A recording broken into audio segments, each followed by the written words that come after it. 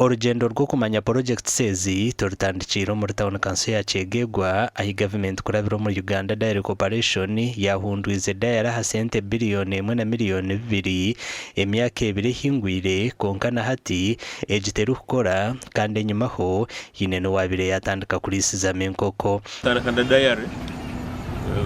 nabenezire mu Gavumenti bakatugambira ati Direct Corporation niyo yatwiro mugisa go koreka yaringa dayari up to now search kweyongeraho nosanga hari abantu abakuraramu bombekere bakatugambira ati ikamaro miliyoni 4.8 bayitusazino zikaliraho kandi abantu Kyegegwa bitufwerwa muno habwensonga ati twakoyita tukozesa tutunga abantu baleta mu amata omutawuni ya Kyegegwa noho hamwe harime byoma bibiri byomwani kimwe ekiryo mu Rwera ecyamazireho miliyoni 298 hamwe na nekiri omurakako nacyo cyamazireho miliyoni 298 kandi ebi bikombe kwa hansi y'entekateka ya SDP ebironka bibiri enyuma haho tukaba testinga tuyinaho omwana ogutwara esire cyuko umwana gwakwatira mu hagati gware makuru aba mu kuturuka kuri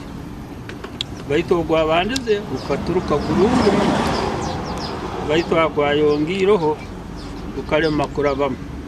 Agacencwire district sazino around town nyo hano nimbaza nke town umukono yenda amata sazino nogasanga mu block ups nogasanga mu fridge obutito agataro gamurebe omukatare aka kantente akebitoche haruho akatare akayombekirwe miliyoni 50 akatkachine ekibarukoramo hamwe na nebizimbe bishatu ebyayombekirwe kutera kahunga kebicori konkebi berkachekushwe kwekishaka HTN sabatura idwe nkaba abataka bakatente enju zino ziboyombekera hano bayita hadrofin enju ezo twali ntumanye katente twaja kurakurana twine amaju amakoti twine biki twaja kufunamu katente tunguke eje maiso bayitusazino twine bitugasiro naramwe imbeba eminya nebintu ebindi kandi nabwo hari town council za Kyegegwa hariho za rokapu 24 ezayombekirwa sente z'urwingana miliyoni 9 konkezi nazo zikaremwa kwigura kandi nazo zigwire mu bishaka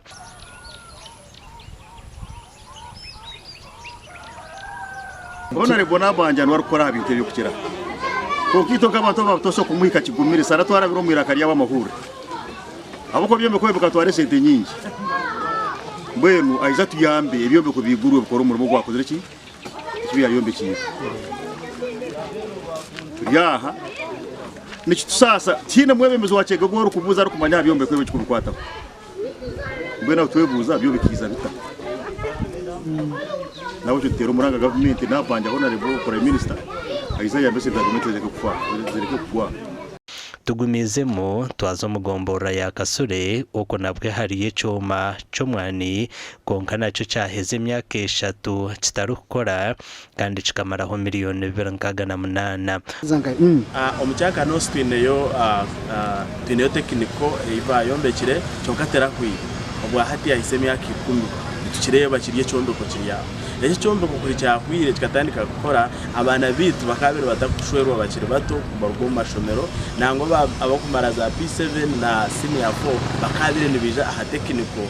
yeriyo mu cyaka nos babasa kushoma bamarira amishomo yabo batunga skills ningashi ebyo mikono babasa kwekozesa omugombora ya hapuyo okhariye kizimbe ekyayombekirwa kutamitendekero ry'emikono rya Muzizi Liberation Technical School emyaka 10 hingwire konkechi abachombekere bakakinagaho hati kiryo mu kishaka John Kisoke bya mukama nagira ngo nkabebembezi baza kwegarukamo barebe ngo ibintu byatandika gukora ni saba abebembezi batezwange kwataniza hamwe ukabukiro kwataniza tusobore kurora projects zimwe zakwerekera ministries na agencies za implementinga zikwe abantu bayitu basobore kugoborera kandi basobore kubungi bongeze hentasha zabo amakuru agagasha kwa Philip Murangira wo muri Kyegegwa.